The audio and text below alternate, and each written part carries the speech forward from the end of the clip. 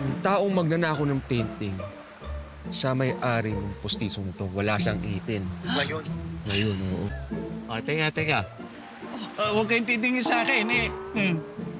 Kung buo pa ipin ko, Parang dami tartar. Kaya...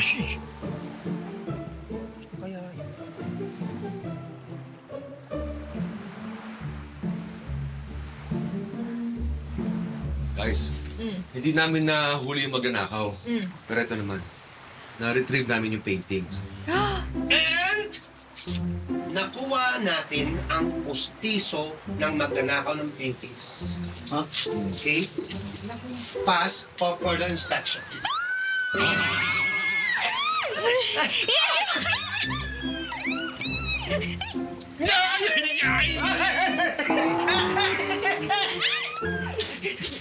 Ang pepe! Tanda-tanda na kung